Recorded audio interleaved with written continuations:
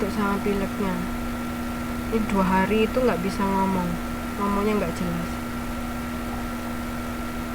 Iya, itu di mute kecuali saya.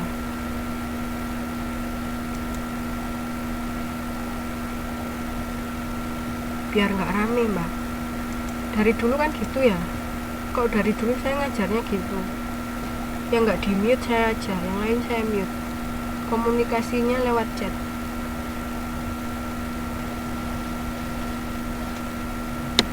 Kalau ini nggak bisa pakai tab kan mbak. Kok untuk sementara kok saya lebih suka yang ini ya. Cuman mungkin tampilan PPT-nya jadi agak error.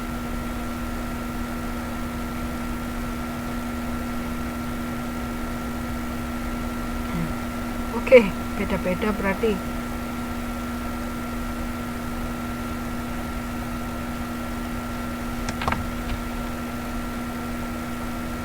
Tapi kayaknya nggak ada whiteboardnya ya. Atau share my desktop. Soalnya nanti untuk modul 2 kita mulai hitung-hitungan.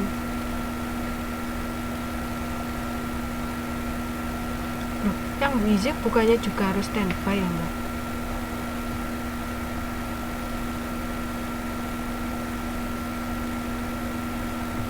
Kayaknya bisa pakai HP tapi bukanya lewat Chrome. Ya, kalau ini namanya asli, sama seperti absensi, presensi yang dari UT. Kalau yang lainnya saya nggak kenal, banyak yang nggak kenal. Oke, kita lanjut ke pelaksanaan.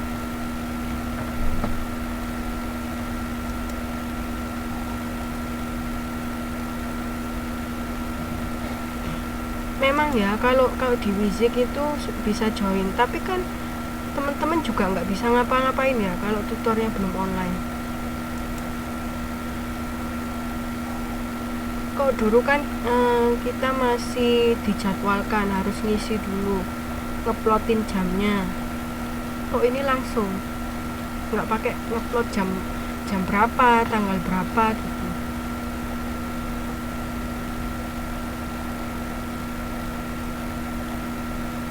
Oh iya mbak, nggak apa-apa. Yang penting untuk yang nilai absensi yang 10% itu paling tidak udah absen ya. Nanti kok misalnya kok ditinggal nggak apa-apa.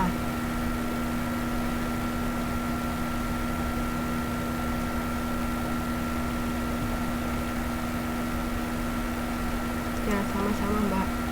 Oke, kita lanjut ya ke kegiatan belajar 2 mengenai pelaksanaan.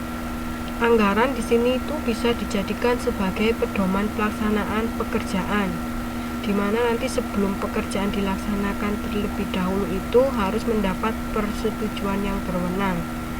Sedangkan tujuannya itu adalah mencapai laba, ya, mendapatkan laba.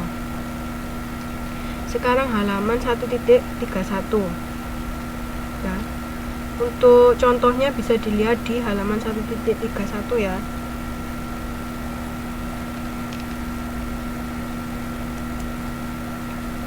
Kemudian lanjut ke pengawasan.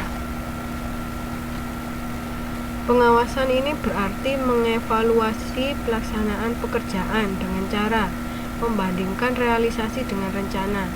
Jadi untuk mengetahui seberapa baiknya itu seberapa baik rencana pekerjaan yang sudah dilakukan itu dengan cara membandingkan realisasi dengan rencana sebelumnya.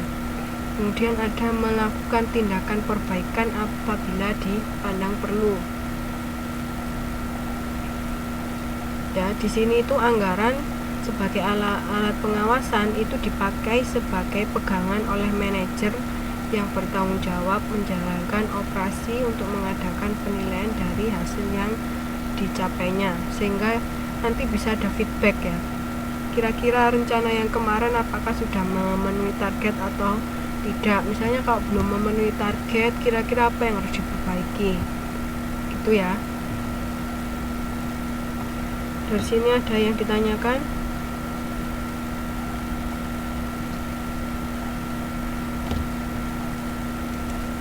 kalau tidak ada, lanjut ke macam anggaran.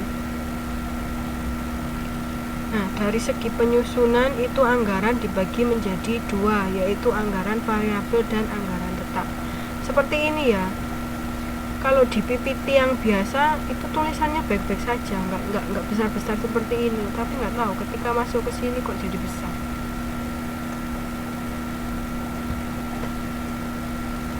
Oke. Untuk anggaran variabel, yaitu anggaran yang disusun berdasarkan interval kapasitas tertentu dan pada intinya merupakan anggaran yang dapat disesuaikan pada tingkat aktivitas yang berbeda. Contohnya, anggaran jualan disusun berkisar antara 500 sampai 1000 unit. Jadi di sini anggaran variabel itu fleksibel ya, ada range-nya. Kemudian untuk anggaran tetap itu anggaran yang disusun berdasarkan suatu tingkat kapasitas tertentu. Misalnya jualan direncanakan 1000 unit, maka anggaran lainnya itu juga dibuat berdasarkan anggaran jualan 1000 unit. Jadi kalau ini nilainya tetap, kalau tadi ada range-nya ya, 500 sampai 1000 unit. Oke. Kemudian lanjut ke anggaran periodik dan anggaran kontinu. Ini anggaran yang dari cara penyusunannya. Dari segi penyusunan itu anggaran dibedakan menjadi dua, yaitu anggaran periodik dan anggaran kontinu. Untuk anggaran periodik itu anggaran yang disusun untuk satu periode tertentu, di mana pada umumnya periodenya 1 tahun, yang disusun setiap akhir periode anggaran. Kemudian yang kedua, anggaran kontinu. Itu adalah anggaran yang dibuat untuk mengadakan perbaikan anggaran yang pernah dibuat. Misalnya ya, tiap bulan diadakan perbaikan sehingga anggaran yang dibuat dalam setahun itu mengalami perubahan. Berikutnya dari segi jangka waktunya, itu terdiri dari dua juga, yaitu anggaran jangka pendek dan anggaran jangka panjang. Untuk anggaran jangka pendek itu anggaran yang dibuat dengan jangka waktu paling lama sampai 1 tahun. Kemudian untuk yang jangka panjang itu anggaran yang dibuat dengan jangka waktu lebih dari 1 tahun. Contohnya, apa itu? Anggaran untuk keperluan investasi barang modal ya.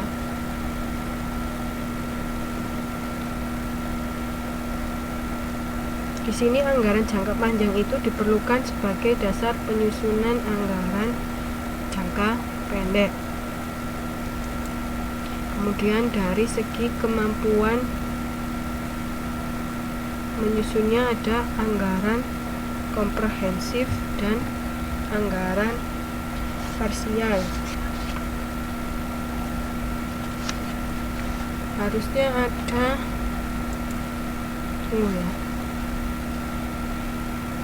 setelah segi jangka waktu harusnya ada dari segi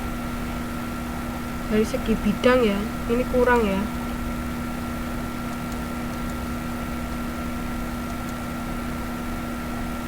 Harusnya setelah dari segi jangka waktunya itu ada dari segi bidangnya, yaitu ada anggaran operasional, di mana anggaran operasional itu adalah anggaran untuk menyusun anggaran rugi laba, sedangkan anggaran keuangan itu anggaran untuk menyusun anggaran neraca. Kemudian baru dari segi kemampuan menyusun ada anggaran komprehensif, rangkaian dari berbagai macam anggaran yang disusun secara lengkap, sedangkan anggaran parsial itu anggaran yang disusun tidak secara lengkap. Jadi hanya bagian anggaran tertentu saja yang disusun untuk yang parsial.